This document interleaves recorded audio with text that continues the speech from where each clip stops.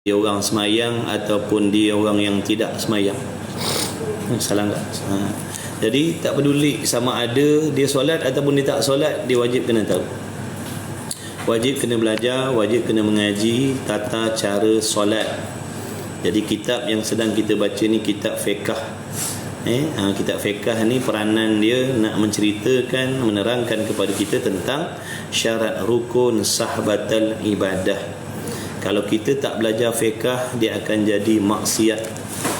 Apabila amalan yang kita buat tidak sah dan tidak diulang semula dengan ibadat yang sah, maka dia jadi haram. Contohnya macam solat, kita solat zuhur tapi solat kita tidak sah dengan sebab kita melanggar undang-undang solat, dan selepas daripada tu kita tak ulang balik dengan sembahyang yang betul, maka dia jadi maksiat, jadi dosa. Cuba kita bayangkan kalau setiap hari solat kita tidak sah. Setiap kali kita solat tak sah kerana ada pantang larang yang kita langgar tanpa kita sedar, tanpa kita tahu. Dengan sebab itulah mempelajari syarat rukun sahabat solat ni hukumnya wajib, mesti kena ngaji. Siapa pun tak peduli, asalkan dia muslim, mukallaf, dia wajib tahu. Semayang tak semayang tu nombor 2. Sebab tuntutan syarak atas setiap mukallaf, dia mesti belajar, dia mesti tahu, dia mesti faham tata cara semayang. Kerana setiap kali kita solat, wajib mendirikan solat dengan sah. Wajib. Bukan asalkan solat tidak sah tak apa, bukan. Wajib solat dengan sah. Jadi untuk kita memastikan ataupun memelihara solat kita itu daripada terbatal, maka perlulah kita ada ilmu pengetahuan tentang solat.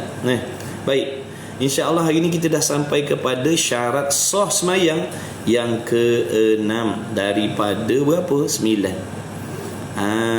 Daripada 9 syarat sah semayang. Jadi kita dah sampai yang ke-6 dah. Kita ulang secara ringkas. Syarat sah semayang yang pertama sekali, mengetahui masuk waktu. Yakin ataupun zon waktu dah masuk. Itu semua kita dah huraikan hari itu. Tengok baliklah yang ketinggalan, boleh tengok balik rakaman tu lah. Rakaman ni ada rakaman dia. Tanya dalam grup ada. Kemudian yang kedua, berhadap ke arah kiblat pun kita dah terangkan. Ini syarat yang kedua. Syarat yang ketiga, sah semayang. Maknanya kalau luput salah satu daripada ni, tak solat, tak sah semayang kita. Kalau luput daripada 9 perkara ni, satu kita tak buat, tak sah semayang kita. Dia ada 9, kita buat 8. Satu tak cukup, tak sah semayang. Mesti ke-9 ni ada pada diri kita. Setiap kali kita nak solat, pastikan 9 perkara ni ada pada diri kita. Yang ketiga, menutup aurat antara pusat dan lutut. Hari itu dah hurai. Yang keempat, mengetahui ia musolli akan kaifiyat, yakni cara sembahyang. Maknanya kalau kita solat dalam keadaan kita tak tahu mana syarat, mana rukun, yang wajib kita kata sunat, itu membatalkan solat. Dan yang kelima, suci ia musolli daripada hadas besar dan hadas kecil. Maknanya setiap kali kita nak solat, mesti kita pastikan diri kita suci daripada hadas besar. Macam mana boleh berhadas besar tu? Mesti ada sebab dia. Mesti ada sebab-sebab yang menjadikan kita tu berhadas besar. Berjima contohnya, keluar mani contohnya, ataupun haid, ataupun nifas, ataupun wiladah. Istihadah bukan hadas besar. Istihadah bukan hadas besar. Jadi tu kena mengaji. Macam mana? Apa sebab yang menjadikan kita berhadas besar? Keluar mani, berjima walaupun tak keluar mani, walaupun tidak inzal. Walaupun dia tidak inzal, tak keluar mani, dia berjima tak keluar mani, dia berhadas besar. Bertemu dua khitan antara laki-laki dan perempuan, berhadas besar. Jadi bila kita berhadas besar, wajib mandi. Wajib mandi sebab apa? Sebab wajib nak solat. Bila nak solat, wajib kita suci daripada hadas besar. Sebab tu kalau orang tu berjima, dia berhadas besar, dia melewatkan mandi, dia melewatkan mandi hadas, hukumnya makruh. Makruh melambatkan mandi wajib. Makruh. Makruh. Dia berhadap pagi sampai zuhur dia tak mandi wajib, makruh. Tapi bila dah masuk zuhur wajib mandi. Bila masuk zuhur dia nak solat wajib kena mandi lah. Dia tak boleh solat dalam keadaan dia berhadap besar tu. Jadi kena mandi wajib. Bila sebut mandi wajib melibatkan air pula. Muka surat 24 kan? Kita musolli. 25. Jadi bila sebut mandi wajib dia melibatkan air. Mandi kena guna air, tak guna pasir. Kena mandi air. Air pula ada macam-macam jenis. Di situ pula wajib kita belajar bab air. Air ada berapa jenis air? Air 7 up, air sirap, air apa macam-macam. Macam-macam air. Jadi kita nak mandi hadas ni guna air apa? Air mutlak apa? Air mutaghayyir macam mana? Kita nak mandi hadas guna air sabun boleh tak? Boleh tak? Bismillah. Mandi guna sabun sah tak mandi wajib? Kita kena faham nak sucikan diri kita daripada hadas besar, hadas kecil kena guna air mutlak. Air semata-mata air, bukan air mutaghayyir. Air yang dah berubah. Air tu suci tapi dia berubah. Orang tak panggil air mutlak lah. Orang panggil air shampoo, orang panggil air sabun, orang panggil air sirap. Tak sah buat mandi wajib. Sebab tu cara kaifiat kalau nak mandi wajib, pilih dulu. Mula-mula kita bersihkan tubuh badan kita daripada sesuatu yang menghalang air daripada sampai ke kulit dan bulu roma kita. Kalau orang perempuan, lipstick dia punya maskara dia, ikutlah makeup yang tebal-tebal yang menghalang air daripada sampai ke kulit, wajib dia buang. Wajib dia kena buang. Maskara tu kan dia pekat kan, dia likat tu, dia jenis macam minyak juga yang tebal tu. Dia pakai kat kening ke, pakai kat bulu mata ke, dia kena bersihkan betul-betul. Mandi wajib ni walau sehelai bulu roma kita tak kena air, tak sah mandi wajib. Jadi kena buang dulu benda-benda tu. Kalau kuku tek ke, jenis kuku tek, pewarna rambut, tak peduli inai tak inai itu dulu-dulu. Sekarang ni warna guna macam-macam asalkan pewarna rambut itu tidak menutup diri rambut. Maknanya dia bukan ada jenis satu lapisan tak. Dia asar sahaja, kesan. Tahu tak kesan macam mana? Kalau kita pegang kunyit kan, kita dah basuh kesan kan, atau orang panggil asar. Tak apa. Tak kisah nak warna rambut guna benda apa selagi suci. Tapi pastikan pewarna rambut tu tadi ikutlah warna rambut ni. Tak hukum harus warna rambut ni. Kalau orang perempuan untuk suami dia suka tengok dia rambut putih semua. Umur bini dia 25, tapi laki dia suka tengok bini dia rambut putih semua. Dia warnakan rambut dia putih semua untuk suami dia. Untuk orang tak boleh. Untuk orang tak apa? Tak boleh. Untuk suami tak apa. Suami suka tengok perang-perang, sunat dia untuk meraihkan suami dia. Tapi kalau dia warnakan rambut untuk orang lain tu haram. Tapi untuk suami tak apa. Biru separuh, kuning separuh, merah separuh, contohnya. Tapi pastikan pewarna rambut tadi bukan jenis yang menutup diri rambut. Tapi biasa asar, kesan saja dia letak macam inai. Lepas tu basuh, inai hilang, tinggal kesan orang panggil. Buang. Kalau jenis yang berlapis tu kena buang. Kuku tek tu kena buang. Kalau tak nanti air tak kena ke kulit kita, bawah kuku kita. Kadang-kadang ada orang jenis suka bela kuku kaki. Orang perempuan biasa kuku kaki panjang sikit. Kadang-kadang dia mandi tu bawah kuku tu wajib sampaikan air. Bawah kuku, celah-celah kuku tu kena gosok, wajib gosok. Kalau dengan tidak menggosok air tak sampai, jadi hukum menggosok tu jadi wajib. Kalau dengan tanpa gosok air boleh sampai, sunat gosok. Faham tak tu? Contoh kalau kita selam saja, kita jirus macam ni, air sampai ke kulit, tak wajib gosok, sunat saja gosok. Tapi kalau ada tempat-tempat tertentu dengan kita siram air tak boleh sampai, melainkan dengan gosok, maka wajib menggosok. Ataupun rekahan-rekahan tumit kaki kita kadang-kadang pecah-pecah tu kena gosok. Kalau tak air tak sampai kat celah-celah rekahan tu, wajib sampaikan air. Orang perempuan kalau pakai subang contohnya, kena buat begitu. Jangan dibiarkan subang dia. Dahlah subang usah menumbuk. Dia mandi. Dia mandi kalau disiram macam tu, makna ada tempat yang tak kena air, dia kena buat gitu. Pusat, kena korek pusat. Tak peduli pusat korek pusat dalam sejengkal ke, tak peduli. Wajib sampaikan air. Jangan main siram-siram macam tu.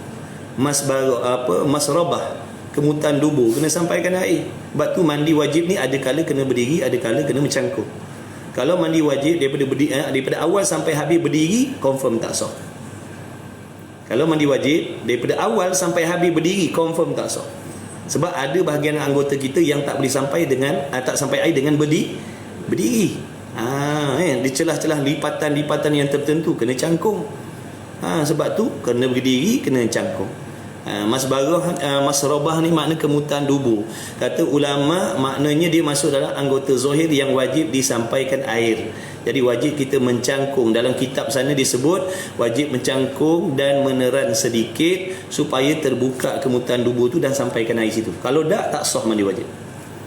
Ini benda tak ada kita nak segan-segan cakap. Sebab benda ni ibadah. Benda ni ibadah. Kalau kita segan nak cakap, tak nak cakap, orang salah buat, nanti kita bertanggungjawab. Kenapa tak cakap? Saya mana tahu. Kita bukan nak cerita kotor, kita nak cerita tentang ibadah. Baik. Kemudian kalau orang laki-laki dia tak berkhatan lagi, contohnya wajib dia menyampaikan air ke khasyafah dia, kepala zakar dia. Wajib dia ditarikkan kulit zakar dia tu supaya sampai air kepada kepala zakar dia. Wajib sampaikan. Kalau tak sah. Ni buat mandi wajib ni tak betul, mandi wajib habis, rosak habis mayang itu. Contohlah dalam seminggu tu, contoh dia berhadas besar sekali, lepas tu dia mandi wajib tak sah pula. Seminggu tu punya solat macam mana? Lepas tu duduk dalam masjid lagi, baca Quran lagi, kan kebanyak jadi dosa tu. Sebab tak tahu. Sebab tu kita kena belajar. Tak perlu nak segan benda-benda hukum hakam. Kemudian air sabun tadi, masalah air sabun macam mana? Okey, contohlah dah tak ada dah benda-benda yang menghalang kulit kita daripada air sampai kita nak mandi dulu. Kalau mandi guna air sabun dulu, basuh semua sabun dulu, baru mula mandi hadas. Jangan gunakan air sabun, air shampoo kita tu mandi hadas. Tak sah. Sebab bukan air mutlak tu. Faham tak? Shampoo dulu, sabun dulu, lepas tu bilas, baru dah tak ada air sabun, baru mandi wajib. Maknanya baru niat aku mengangkat hadas mengangkat hadas besar.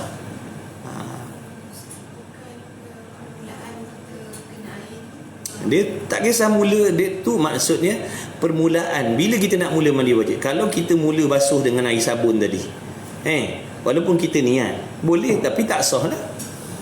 Walaupun air sabun dah penuh tubuh badan kita, rambut kita dah penuh dengan shampoo, belum terangkat lagi hadas besar di kepala kita, kerana yang membasah rambut kita dan kepala kita tu air sabun, bukan air mutlak.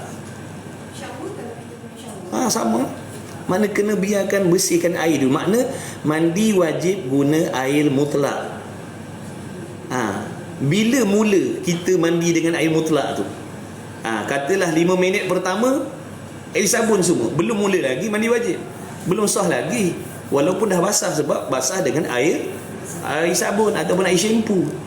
Lepas tu basuh dulu, shampoo dulu, lepas tu baru niat. Ataupun boleh je nak niat awal, tapi kita kena tahu lepas shampoo rambut ni kena bilas lagi sekali.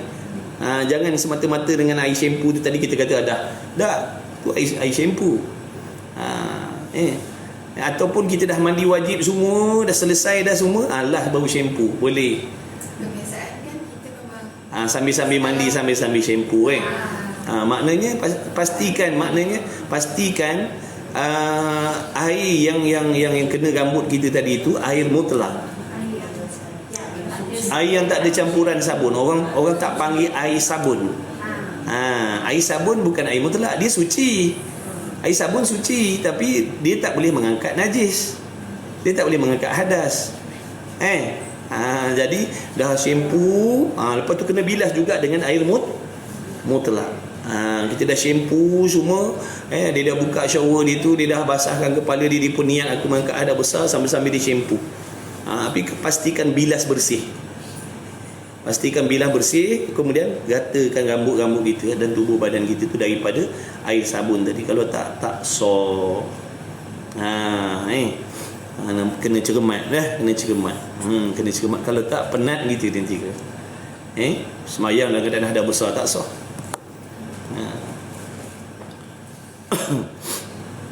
Cucur dulu air sabun tu supaya habis air sabun, air shampoo tadi, dan basuh semula rambut kita tu dengan air mutlak.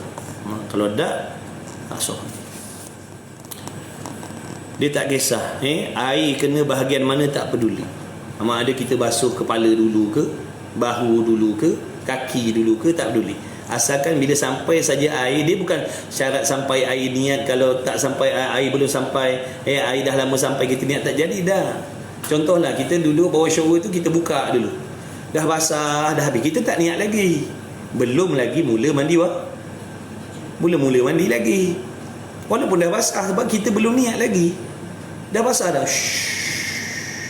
duk khayal, entah apa tak tahu, dia khayal nak pergi pasar ke pun, dia khayal dah basah dah, dia belum mandi wajib lagi sebab belum niat. Faham tak? Lepas tu baru teringat, aku nak mandi wajib. Dia pun niat aku mengangkat hadas besar, baru mula mandi. Faham tak? Baru mula mandi. Yang dah basah sebelum niat tadi belum terangkat hadas besar lagi. Faham tak dah? Walaupun dah basah tadi, dalam keadaan dia tak niat lagi, belum terangkat lagi hadas itu, dia kena basuh balik. Faham tak? Contoh, saya biarkan air saya shower ni kena tangan saya, basah lama dah, saya tak niat lagi, belum terangkat hadas besar sini lagi. Faham tak? Belum lagi, saya belum mengangkat hadas besar lagi sebab saya belum niat, walaupun tangan saya dah basah. Boleh tak? Lepas tu baru saya niat. Ni tangan kiri tangan kiri tadi dah basah kan, tapi belum, saya tak niat lagi. Lepas tu baru saya teringat, aku nak mandi wajib lah. Saya pun mula dengan tangan kanan. Kena air tangan kanan, saya pun niat aku mengangkat hadas besar. Baru mula basuh anggota kita, baru mula mandi yang kiri tadi wajib basuh semua. Sebab ni tadi basah dalam keadaan kita belum ni. Ingat tu. Dah swimming pool lah, dah terjun dah dalam kolam, kuat lentang, kuat katak, kuat apa guna semua, tak niat lagi, belum mula lagi mandi wajib. Faham tak? Niat apa maksud niat? Dia menyertai perbuatan. Selagi tak niat, tak mula lagi. Faham tak? Walaupun dah basuh, dah berenang, dah menyelam, tak niat lagi, tak mandi wajib lagi. Bila dia mula niat, baru mula mandi wajib, walaupun dia dah basah dulu dah. Rambut dah basah dah, tak niat lagi, belum angkat dah besar lagi.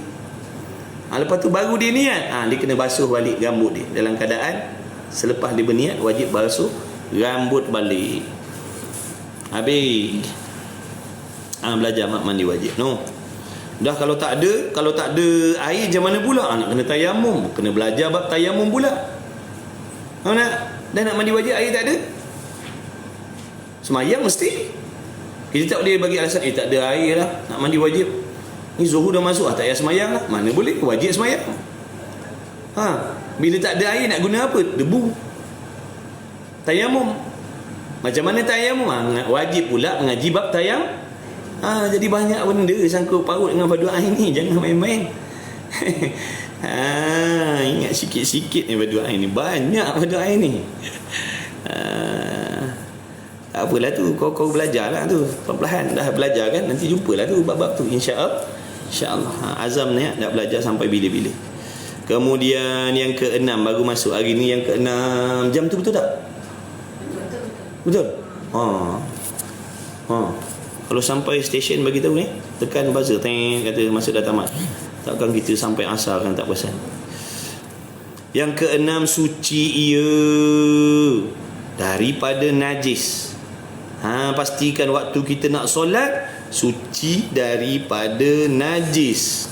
Najis mana ni? Yang tiada dimaafkan dia najis. Makna jenis najis yang tak dimaafkan.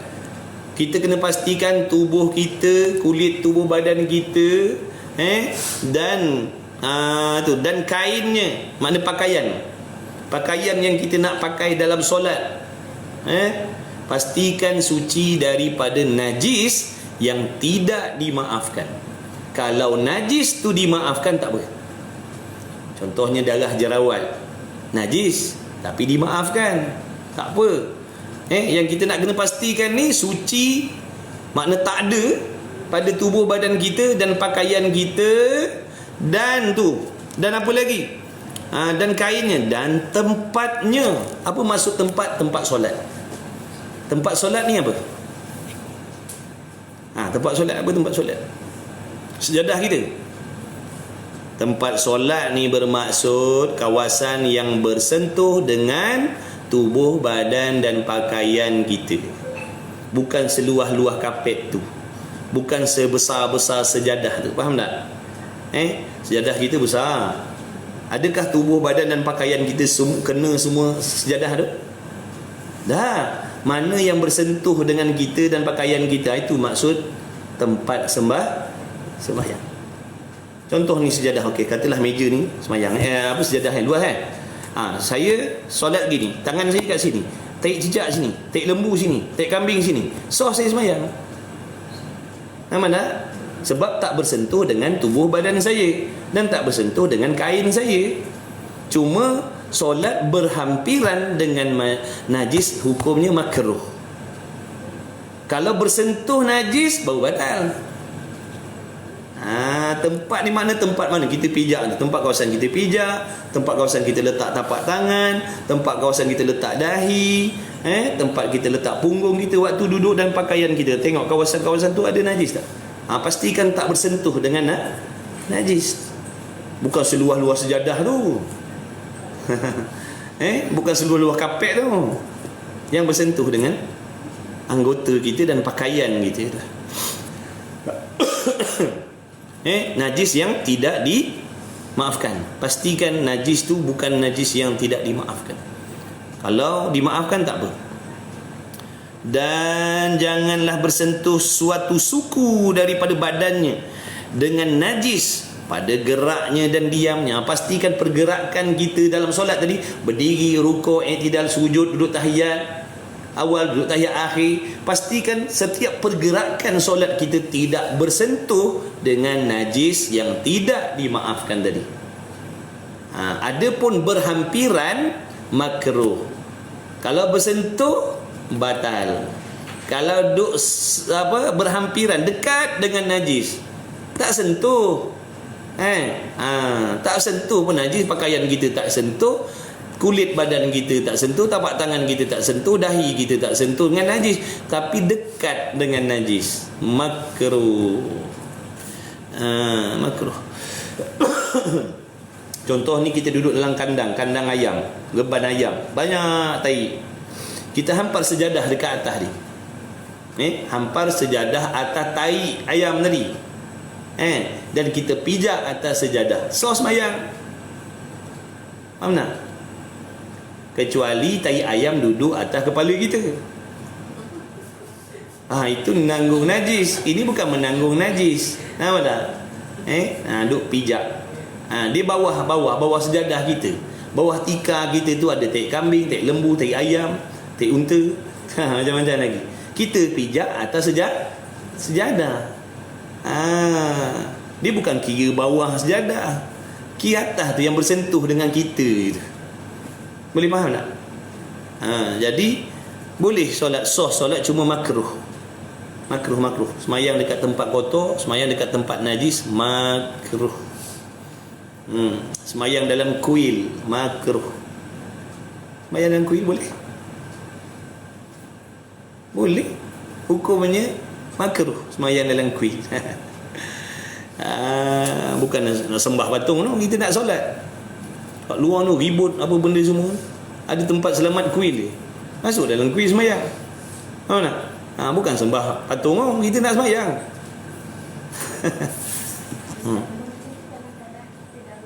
Kalau dalam darurat ke tak darurat ke, makruh.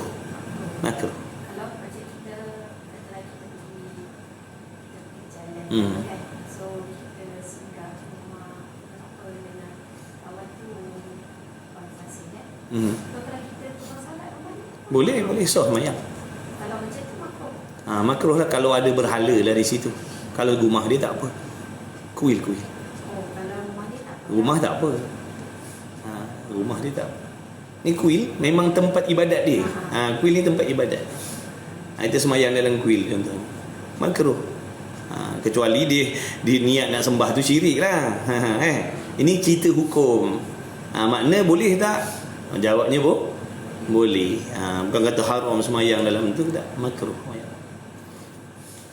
Kalau lapang-lapang tak payahlah duk pergi cari situ. Banyak tempat lain lagi. Ni cerita hukum. Makna boleh. Kalau terdesak boleh, makruh hukum di situ. Kemudian menanggung tu, serta sesuatu daripadanya, atau ia orang semayang menanggung sesuatu yang berhubung dengan najis. Dia menanggung sesuatu, tahu tak menanggung sesuatu yang mana yang kita tanggung, benda yang kita tanggung tadi dia ada berhubung dengan najis. Kita tengok contoh, kita faham. Seperti contoh mana? Seperti ia orang semayang menanggung akan tali yang terikat pada umpama anjing. Okey, contoh, saya solat, saya tak ada najis, pakaian saya suci, tubuh badan saya suci, tapi saya pegang tali yang mana tali ni diikat kepada anjing. Nampak tak? Anjing najis tak? Najis lah. Jangan ragu-ragu lagi, najis ke tidak anjing.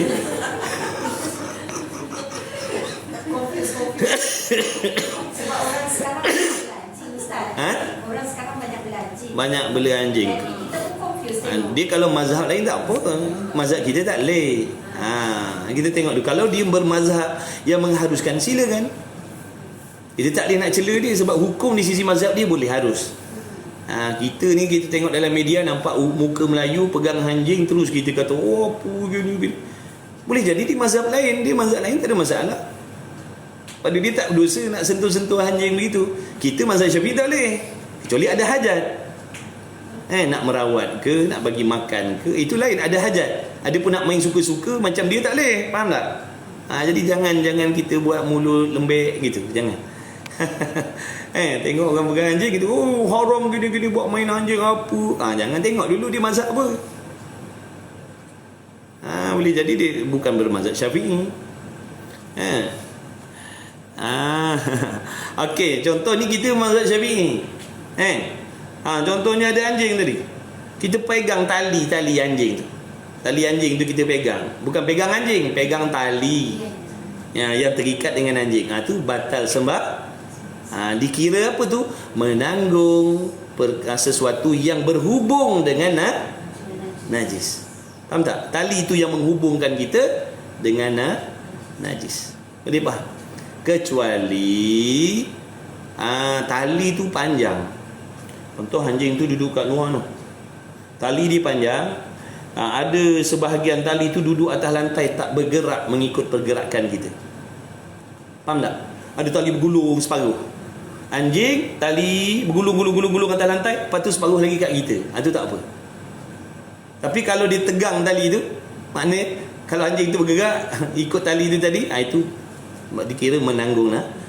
Jadi masalah ni dikiaskan dengan apa orang panggil dulu sekarang ni, apa, power amplifier tu, mikrofon tu kan, yang pakai wayar kan. Pakai wayar tu. Kalau atas dia punya amplifier tu tadi tu penuh dengan najis, tak cicak, bangkai cicak macam-macam, kemudian ada tali kan, dia punya wayar dekat kat kita sini. Kalau wayar tu pendek mengikut gerak kita, tak sah mayat. Kecuali wayar dia panjang bergulung atas lantai separuh, baru kita pakai. Itu tak apa. Tapi kalau direct tegang macam tu, itu dikira batal, dikira menanggung tali yang berhubung dengan najis. Tapi sekarang dah tak pakai dah mic macam tu. Orang pakai ni apa nama, jarak jauh punya ni.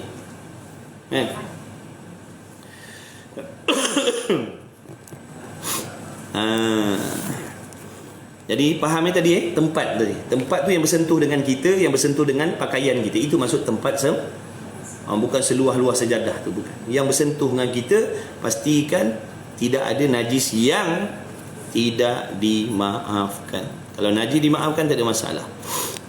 Darah kita sendiri, darah bisul kita, darah jerawat kita, itu najis tapi dimaafkan. Kalau darah orang sikit dimaaf, banyak tidak dimaafkan. Darah kita walaupun banyak dimaafkan. Contoh bisul di sini, bisul tengah-tengah sembahyang pecah. Tengah-tengah sempoh pecah bisul kita, leleh darah itu. Sah mayang, dengan syarat jangan diambil darah tadi duk tepek atas kepala kita. Darah yang banyak tadi kita ambil, kesat sini sikit, ambil kesat kat sini sikit, itu tak boleh. Makna kalau dia mengalir dekat tempat dia tu tak boleh. Jangan dia dah mengalir darah tu banyak, kita ambil, kita kesat dekat tempat lain. Faham tak? Itu tak boleh. Kalau darah kita pecah, bisul kita pecah mengalir darah, biarkan dia mengalir ke situ, tak. Jangan ambil darah tu pindahkan dekat tempat lain. Ada berlakunya tu. Kalau ada sah. Kalau bisul orang, kawan kita sebelah bisul, tengah semayang sebelah kita pecah bisul dia, menyimbah darah dekat muka kita, merah muka kita contoh. Itu tak boleh lah, itu batal. Kalau sikit dimaafkan. Kalau kata banyak tu, sampai merah muka. Kenapa merah muka tu? Darah bisul si Nora tu. Muka Nora tu kena bisul. Tadi tengah dia baca Fatihah, pecah bisul, menyimbah darah kat muka aku ni. Batal mayang. Kalau ada jangan pindahkan laluan itu, biar dia ngalir gitu. Jangan ambil lap kat kopiah sikit, lap kat telekung sikit, jangan macam tu, kira baca namanya.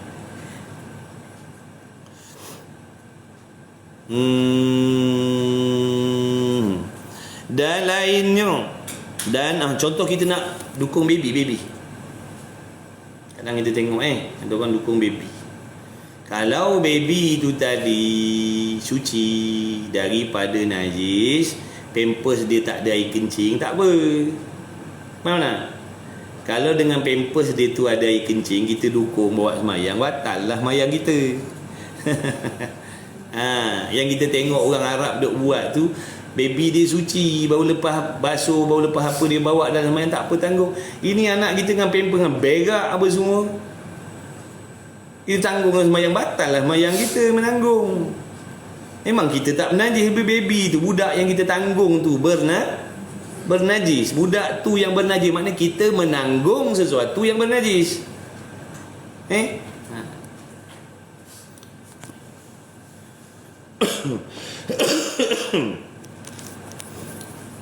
Jadi hati-hatilah mak ayah tu. Kalau nak kata anak-anak kita nak berpaut dengan kita, nak semayang, nak dukung dengan kita, pastikan disuci daripada najis.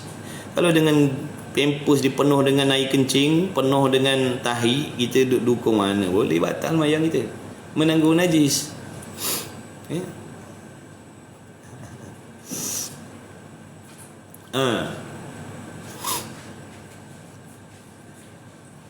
Ni budak umur berapa dah, berak je orang tua.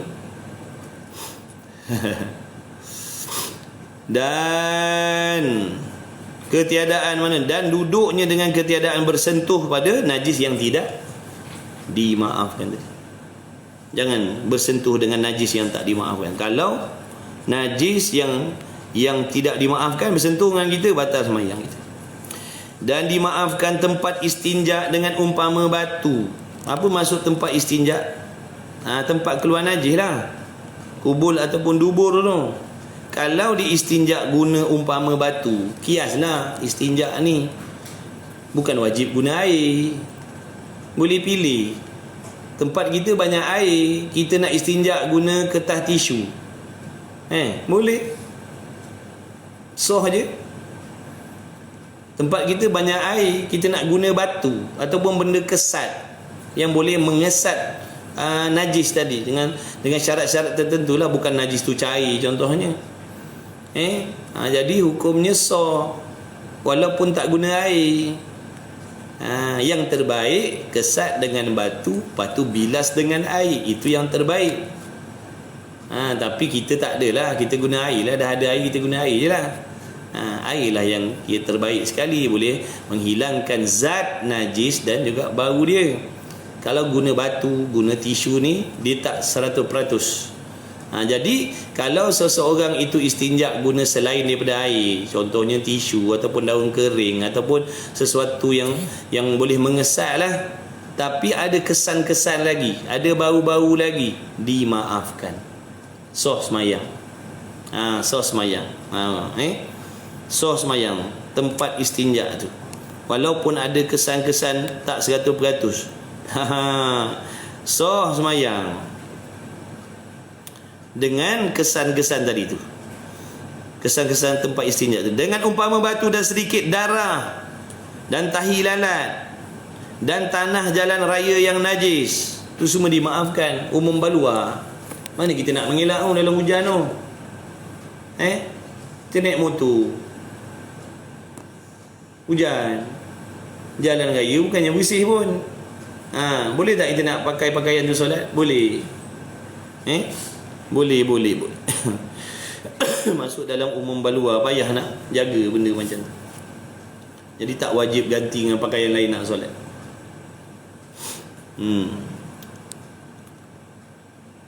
Dan darah dan tahi lalat dan tanah jalan raya yang najis dan darah tumor dan darah kutu anjing dan darah bisul dan nanah dan nanor dan danor, air luka, air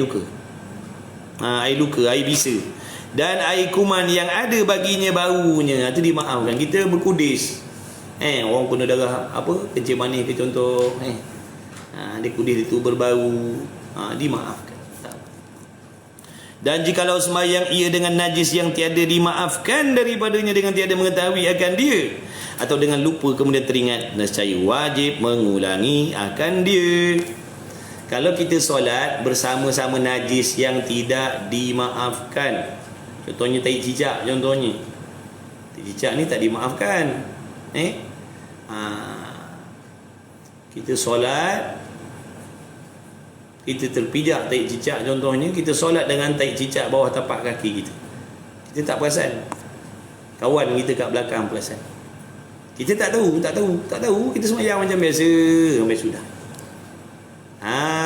Besok Zuhur, besok jumpa dia kat kedai kopi, dia beritahu, Mat, semalam aku ingat nak bagi tahu kau, lupa nak bagi tahu. Semalam kau sembahyang Zuhur malam kan, bawah tapak kaki kau ada tahi cicak. Aku perasan memang betul tahi cicak, aku lupa nak bagi tahu kau. Jadi bila dia dah tahu, bila dia baru tahu, wajib dia kan. Selagi dia tak tahu, tak wajib dia kan. Faham tak? Nak ganti macam mana? Dia tak tahu, dia tak perasan ada tahi cicak bawah tapak kaki dia. Dia sembahyang dengan tahi cicak, dia tak tahu. Tapi bila dia tahu, contoh orang bagi tahu, barulah dia wajib wajib qada balik. Kalau dalam waktu wajib ulang balik, kalau dah habis waktu wajib ganti. Dan syarat yang ketujuh, meninggalkan bercakap.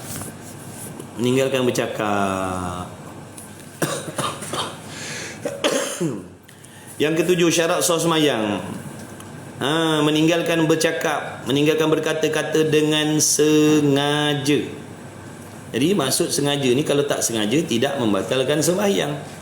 Ini sengaja saja, dia sedar dia solat, dia tahu haram bercakap, saja dia nak bercakap, haram lah. Adapun kalau dia nama pun tak sengaja dia bercakap, dengan sembahyang duk khayal. Dan sembahyang kan kita biasa sembahyang bukan khusyuk. Waktu sembahyang kita pergi pasar raya, tengah-tengah sembahyang pergi pasar raya, Allahu Akbar, pergi pasar raya, jalan, pergi beli barang. Orangnya sembahyang, hatinya mengayau, faham? Tiba dia khayal tadi, Ikan sekilo apa? Dia bercakap. Dia tengah semayang tadi kata ikan sekilo. Ikan sekilo, ibu dia sedar, dia solat. Tidak membatalkan sembahyang. Sebab tak sengaja. Tapi sunat sujud sahwi nanti kakak. Sunat sujud sahwi. Sebelum bagi salam nanti sunat sujud sahwi. Tahu sujud sahwi, sujud 2 kali je lah. Macam tak baca kunut, no? Macam terlupa kunut, macam terlupa tahiyat, no? Sujud sahwi. Sebab dia dah melakukan kesilapan, kecuaian, kelekaan dalam solat. Tengah semayang kita, ikan sekor. Ikan sekor. Sebab dia tak sengaja. Bukan dia sengaja cakap. Kalau sengaja cakap, dia sedar, dia semayang, dia tahu, saja dia cakap ikan sekor, batal semayang. Ni dia tak sengaja. Tercakap. Di supermarket, anda dah tahu. Macam-macam boleh berlaku. Jangan main-main. Sebab tu kitab fiqh, Nabi sebut fiqh hukum di luar. Macam-macam hukum ada. Cuma berlaku dengan tak berlaku. Tapi hukum dah siap dah. Kata Tok Guru, dia kata apa, belajar fiqh ni ibarat macam kita buat kedai kopi atas bukit sana. Bukan semua orang lalu kat bukit tu. Mana-mana musafir yang lalu situ lah yang akan singgah. Faham tak? Yang tak singgah, yang tak lalu situ tak singgah lah kedai kopi tu minum. Sebab atas bukit tu. Gitu. Jadi fiqh ni macam tu lah. Disebut kitab macam-macam pelik. Kalau kita belajar kitab fiqh besar-besar, lagi masalah, lagi pelik-pelik. Kalau orang ada 2 muka, bukan talam 2 muka, dia ada 2 muka. Nak basuh mana satu waktu solat? Dia ada 8 tangan. Nak ambil wuduk mana satu? 8 tangan. Nak basuh yang mana? Tu semua ada dalam kitab fiqh, semua ada hukum-hukum tu. Macam-macam hukum ada. Ada 8 tangan. Celelabah tangan dia. Malam tu dia tidur kena gigit dengan spider. Pagi besok tengok 8 tangan dia jadi. Spiderman. Jadi Spiderman. Lepas tu nak ambil wudu, nak basuh mana? 8 tangan ke mana satu tangan? Contoh lah. Contoh. Bertanya pula kat mana La ilaha illallah. Orang kata buat contoh ni. Orang kata fiqh ni hukum dia luas. Masalah-masalah tu tidak mustahil berlaku. Tak mustahil berlaku. Allah Maha Kuasa nak ciptakan makhluk macam mana? Orang kaki ada 3, orang ada kaki 4 ke? Kalau orang ada kaki 4 macam mana? Kaki sama macam lembu ada 4. Nak basuh mana? Ambil wuduk, nak basuh yang mana? Hukumnya dalam fiqh semua ada. Kita je tak nak mengaji, kita tak tahu lah. Padahal dalam fiqh semua ada. Sebab tu orang yang banyak, bila kita banyak mengaji, orang yang banyak mengaji dia banyak tahu masalah. Walaupun tak berlaku, tapi dia tahu hukumnya gini dah. Kalau berlaku tahu dah macam mana nak buat. Jadi kita sunat kita belajar ilmu-ilmu yang tak bersangkut paut dengan kita, sunat.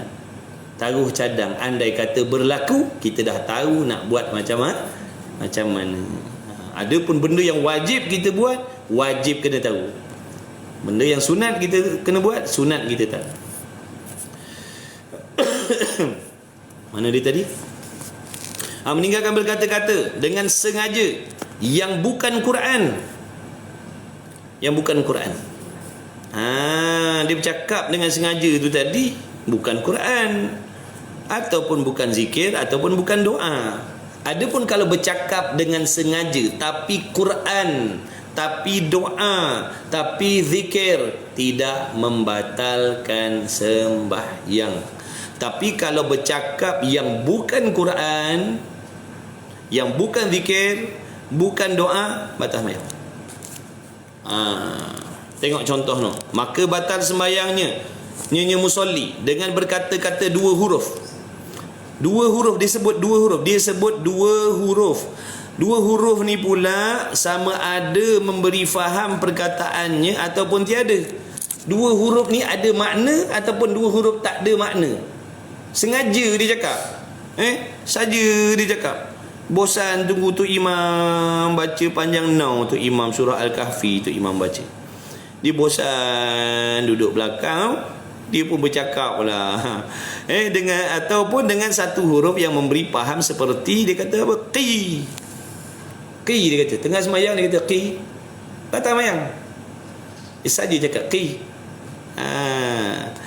Ataupun ain. Dia kata ain, qi. Sengaja dia cakap batal lah semayang dia. Sebab apa? Qi itu maknanya daripada wiqayah. Kata suruhan orang Arab kata qi itu makna jaga-jaga. Gitu. Maksudnya qi maknanya kita suruh orang berhati-hati. Berjaga-jaga. Qi kita kata. Ataupun ai makna daripada wiayah, pelihara. Atau satu huruf yang bermad. Kerana mad itu ada kalanya alif ataupun waw ataupun ya. Maka jadi dua huruf. Tengah-tengah semayang dia kata apa? Tengah-tengah semayang dia kata tengok kawan dia bawa kereta baru. Tengah semayang kawan dia bawa kereta baru. Batal semayang tak? Ada ke macam tu?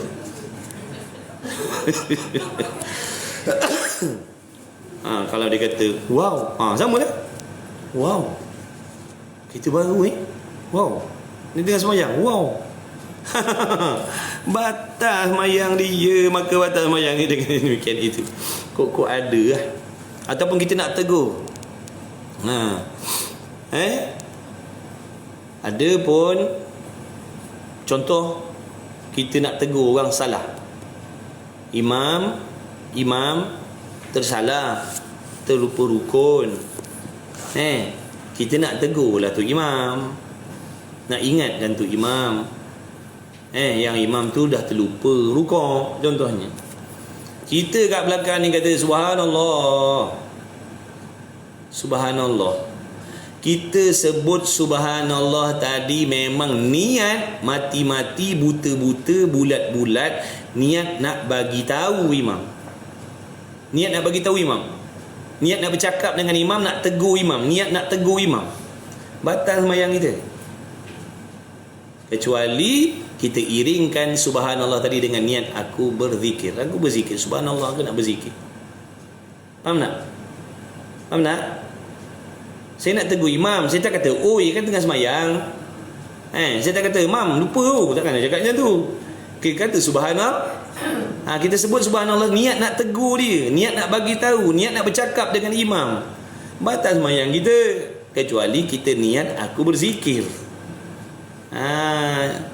Jadi kalau macam tu kan, jadi kita tengah solat anak kacau ataupun dia ada buat benda yang kita tengah sembahyang nak tegur tak boleh kan. Jadi kita kuatkan sikit suara kita tu. Dengan itulah macam bila kita dah kuatkan suara dia akan berhenti buat. Kalau niat kita zikir, kita iringkan niat, makna kita berzikir. Tak apa kalau niat kuatkan nada nak bagi tahu, batal lah mayang kita. Ataupun kita baca Quran tak apa. Baca Quran tak apa, dengan sengaja baca Quran. Jangan niat menegur, niat menegur. Tu niat menegur. Allahu Akbar. Dia kata Allahu Akbar. Memang niat nak bagi tahu dia. Memang niat nak sergah dia. Allahu Akbar kita kata. Niat kita nak bagi tahu, bukan niat nak berzikir. Bukan niat zikir, niat nak bagi tahu. Batal lah mayang kita. Tahu tak?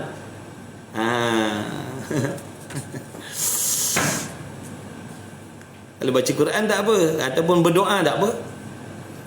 Tengah baca, tengah semayang, dengar tu imam baca ayat tentang syurga, kita pun doa, niat doa, Allahumma inni as'alukal jannah. Tak apa, doa. Ataupun tengah semayang kita kata subhanallah. Ataupun tengah solat contohnya dia kata alhamdulillah, dia niat zikir, tak apa. Tapi kalau dia subhanallah niat nak bagi tahu, batal. Jadi bahaya ke duduk belakang imam. Subhanallah, subhanallah, pakat-pakat jerit. Oh subhanallah, oi imam. Oi subhanallah, subhanallah, subhanallah. Tu kalau tak iring dengan niat zikir batal sembahyang.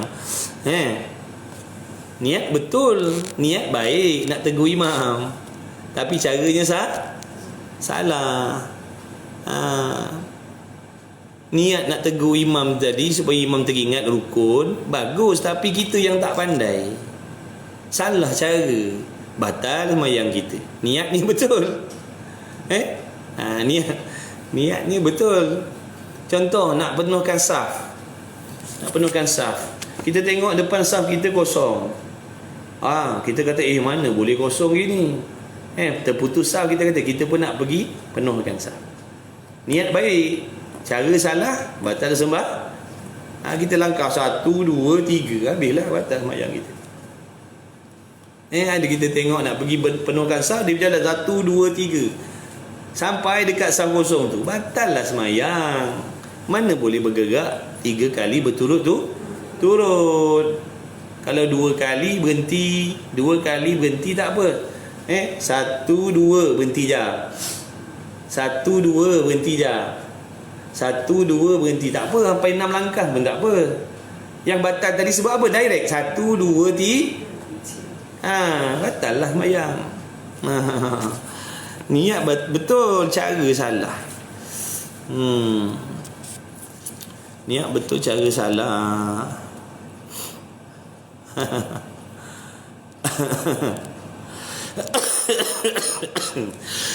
Kadang kita tengok berebut orang tegur imam, subhanallah, subhanallah, subhanallah, subhanallah. Tahu ke tidak lah tu, itu masing-masing kan. Yang kita cerita hukum, siapa yang menegur dengan niat yang betul, selamatlah solat dia. Siapa yang tegur imam dengan tak pandai, batal lah sembahyang ni. Siapa suruh tak belajar? Patutlah suruh belajar. Kita tak nak belajar, itu salah kita. Kalau kita belajar, kita akan tahu sempadan dia. Lebih. Yang ke-8, meninggalkan melebihkan rukun fi'li. Dalam semayang, bila sebut semayang, ada rukun fi'li, ada rukun qawli. Kita kena tahu, bila solat ada rukun qawli, ada rukun fi'li. Rukun fi'li makna perbuatan-perbuatan yang mesti kena buat. Rukun fi'li. Kalau rukun qawli, bacaan-bacaan yang wajib kita baca, tak baca tak sah. Kalau rukun fi'li, tak buat tak sah. Kalau rukun fi'li, tak buat tak sah. Kalau rukun qawli, tak baca tak sah. Ini yang ke-8 ni, syarat sah semayang. Meninggalkan, makna jangan melebihkan rukun fi'li. Rukun fi'li jangan duk tambah-tambah dengan sengajanya. Jangan tambah dengan sengaja, terlupa tak apa, tak batal. Tengok contoh, maka jika ia seorang sujud 3 kali. Sujud berapa kali? Sujud berapa kali tiap rakaat? 1 rakaat berapa kali sujud? 2. Kita punya rajin, kita buat 4 pula lah. Hari tu mood dia baik, tak tahu lah. Mood dia baik hari tu, dapat gaji jadi semangat. Orang sujud 2 kali, dia sujud 4 kali saja, dia tambah, batal solat dia. Kalau dia tertambah lain. Rukuk pertama, subhana rabbil a'la wa bihamdi 3 kali, duduk antara 2 sujud, rabbighfirli warhamni. Lepas tu sujud kali kedua, Allahu akbar, subhana rabbil a'la. Lepas tu dia ingat dia baru 1, duduk balik antara 2 sujud. Dia sujud kali kedua, padahal dah ketiga lah. Mana? Tak batal sebab dia tak sedar. Ini saja. Hari ni dapat gaji, lepas tu tadi tengok ada allowance pula lebih sikit. Sujud 3 kali lah. Batal lah semayang. Nak buat mandai-mandai kita kan. Duk tambah rukun pula dah. Tak boleh lah. Kalau 2 kali lah. Kalau rukuk sekali lah rukuk. Kecuali semayang tu orang panggil semayang sunat tasbih, semayang istisqa. Semayang gerhana contohnya. Semayang gerhana ada rukuk 2 kali, tu lain dah, memang kaifiat cara dia begitu. Ni semayang biasa ni, subuh asar maghrib isyak subuh ni, kita memandai nak buat rukuk 2 kali pula dah. Nak buat sujud 3 kali. Mana boleh. Melebihkan rukun fi'li, batal semayang. Kalau dengan tidak sengaja, sunat sujud sahwi nanti. Faham tak? Dia dah sujud kali ketiga baru ingat, ini kali ketiga sujud dah ni, baru dia sedar contohnya. Jangan batalkan sembahyang pula. Teruslah bangun. Teruskanlah sudah sembahyang. Cuma sebelum salam nanti sujud bila sujud sahwi ni sebelum kita bagi salam, lepas kita baca at-tahiyyatul mubarakatus salawat sampai habis, kan sepatutnya fil alamin innaka hamidum majid kan bagi salam. Tapi kita teringat tadi dah tersujud 3 kali ataupun tadi dah terrukuk 2 kali. Maknanya kita dah membuat suatu kecuaian dalam sembahyang kita. Jadi sembahyang kita dah tak sempurna pahalanya. Jadi nak sempurnakan macam mana? Dengan sujud sahwi tadi. Jadi dah fil alamin innaka hamidum majid. Kalau nak ikut bagi salam, tapi kita nak cover balik sunat sujud sahwi. Nak sujud sahwi wajib niat dalam hati, aku sujud Kalau sujud sahwi tanpa niat batal sembahyang. Dikira menambah rukun. Nampak tak? Jadi kita pun niatlah dalam hati waktu nak sujud tu, dalam hati, tak perlu cakap. Jangan cakap aku sujud sahwi pula. Bukan fil alamin innaka hamidum majid. Aku sujud sahwi. Allahu akbar. Batallah sembahyang kita. Niat dalam hati. Dalam dalam hati. Lama dibuatnya lurus pula dah. Fil alamin innaka hamidum majid. Tadi baru belajar tadi, kebetulan terlupalah pula tadi. Ni sedang elok nak beramal lah ni, sahaja aku sujud sahwi. Allahu akbar. Batal sembahyang kita. Niat dalam hati. Maknanya kita tahu sujud ni kita nak buat apa ni? Nak buat apa ni? Sujud kalau tak batal sembahyang. Dah batal sembahyang kita. Sujud sekali, subhana man la yanam wa la yasu, kalau lancar. Kalau tak lancar nak baca subhana rabbiyal a'la pun boleh. Kalau tak nak baca pun tak apa, diam aja dalam sujud. 2 kali sujud. Sujud sahwi 2 kali. Fil alamin innaka hamidum majid. Allahu akbar. Lepas tu Allahu akbar, duduk antara 2 sujud. Lepas tu sujud lagi kali kedua. Lepas tu angkat kepala, tuma'nina, assalamualaikum warahmatullahi wabarakatuh. Assalamualaikum warahmatullahi. Jadi tertampallah kekurangan kita tadi tu. Dengan sebab kita berkhayal tadi tu dah kurang markah tadi, dengan sujud sahwi mudah-mudahan jadi sempurna kembali. Kalau kita tak sujud sahwi, sah semayangnya, tapi pahalanya tak sempurna. Tu tujuan sujud sahwi ni, nak bagi tampal balik. Kalau berlubang-berlubang tu nak tepek balik lubang-lubang tu. Maka jika ia sujud 3 kali atau rukuk 2 kali, seperti ia seorang sujud atas umpama satu yang tajam, maka diangkatkan dahinya, maka ia sujud pula, nescaya menambahi sujud jikalau sedikit diangkat kepalanya sekalipun. Contoh, saya semayang, saya tak perasan ada batu berat ni, ada batu tajam. Saya sujud, Allahu akbar. Saya kata tajam ah. Saya pun angkat kepala saya, pindah tempat lain. Faham tak? Saya angkat kepala saya sikit, lepas tu saya pindah tempat lain. Dikira menambah sujud dah. Dah 2 kali dah. Maknanya dia sujud 3 kali dah tu kan? Faham tak? Jadi dia sujud umpamanya kena benda tajam, lepas tu dia angkat kepala dia letak tempat lain. Kira 2 kali lah tu. Lepas tu kan dia duduk antara 2 sujud, lepas tu sujud lagi sekali pula dah. Dah jadi 3 kali sujud.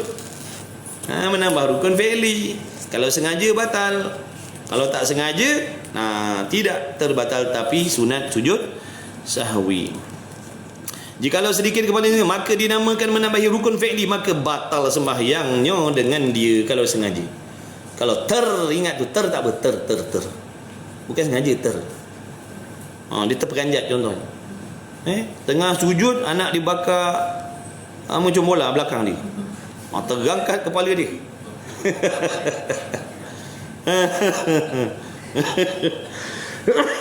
Terperanjat dia. Terperanjat dia. Terangkat kepala dia. Tak batal lah, tak sengaja. Ataupun maksud niat faham nak buat apa. Kita geti, kita turun tu tadi nak buat apa. Aku nak sujud sahwi tu mana? Aku sujud sahwi dalam hati kita. Ataupun dengar bunyi benda kuat meletup, dia pun terlatah mulutnya. Pucut katanya. Tengah semua pucut. Tengah semua bum katanya pucut. Bukan sengaja, Nanti sujud sahwi. Taruh cadang kok berlaku macam tu, tahu dah. Takutkan nanti kalau kita tak tahu, ini dah batas semayang aku ni, akan kita usolli balik pula dah. Apa nak usollinya? Bukannya batal. Dan yang terakhir, terakhir boleh? Terakhir lah. Kira duit membawa tu. Kan ramai orang nak duit kan tak kira kan. Ini kat bank ni jangan main-main. Tetapi dimaafkan perbuatan yang sedikit. Dan demikian lagi wajib meninggalkan perbuatan yang bukan daripada jenis mayang, seperti memukul 3 kali pukul, atau melangkah 3 kali langkah yang berturut-turut, atau lainnya daripadanya, atau satu langkah yang keji seperti melompat ia, maka batal semayang dengan dia. Macam-macam perangai orang semayang.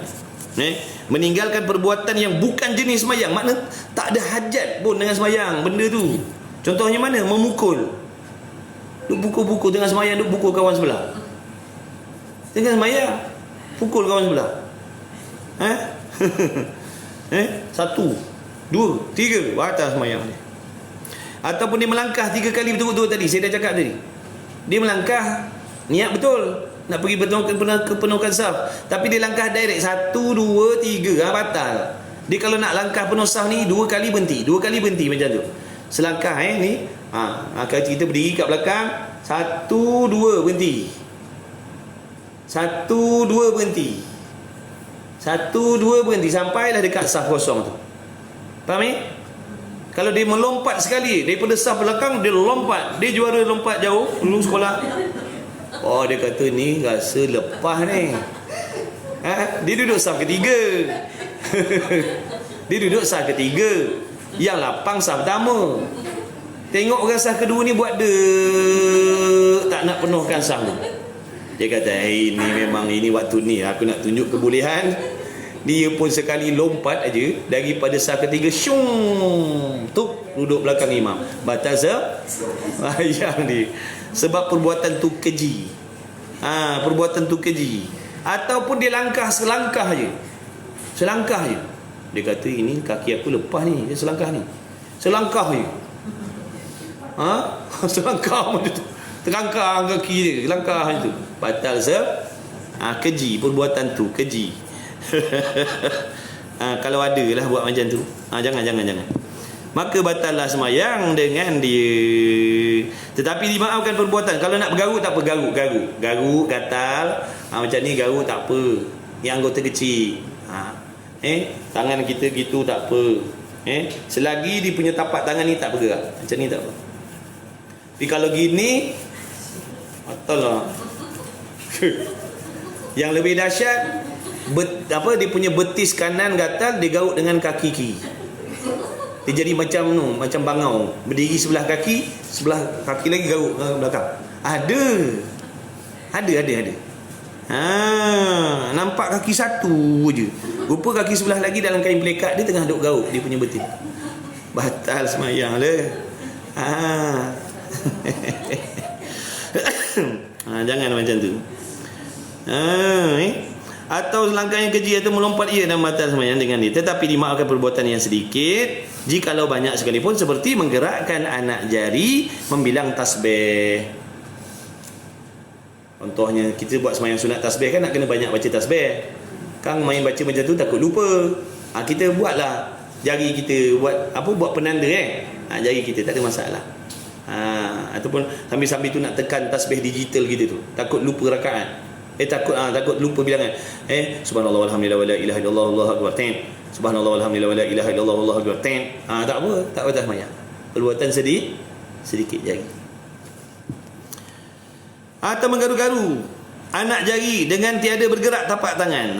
Kalau bergerak tapak tangan ni dah kira anggota besar. Itu batal semayang. Wallahu a'lam. Tiada batal semayang dengan dia dengan menggerakkan jari tadi tu. Wallahu a'lam. Jadilah. Mudah-mudahan Allah Ta'ala panjangkan umur kita, beri kesihatan, keafiatan, boleh belajar lagi, boleh mengaji lagi. Mudah-mudahan Allah permudahkan urusan rezeki kita supaya selesa kita nak beribadah tanpa risau, tanpa bimbang tentang rezeki. Mudah-mudahan mudahkan rezeki kita untuk melakukan ibadah. Wallahu a'lam. Salah silap, kekurangan, saya minta ampun maaf. Sila rujuk-rujuk guru-guru yang lain. Bismillahirrahmanirrahim. Alhamdulillah wassalatu wassalamu ala Rasulillah. Allahumma rabbana fa'na bima 'allamtana. ربنا علمنا الذي ما ينفعنا ربنا فقه أهلنا وقربت لنا في ديننا مع ذكر الأنثى وذكر وصلى الله على سيدنا Muhammad alhamdulillah rabbil alamin. Qabbalallahu minkum wa minkum taqabbal ya karim. Insyaallah kawan-kawan kita yang selalu ikut kelas online, kita ada kelas malam ni lagi pukul 7.45 lebih kurang dan pukul 9.40 lebih kurang. Ada 2 kelas lagi malam ni insya-Allah.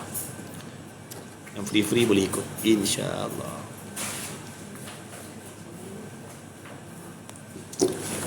Siapa nak teman saya bawa balik ke bawah ni? Sini banyak bilik, banyak lorong kan. Sekarang saya pergi bilik kebal pula ni kan.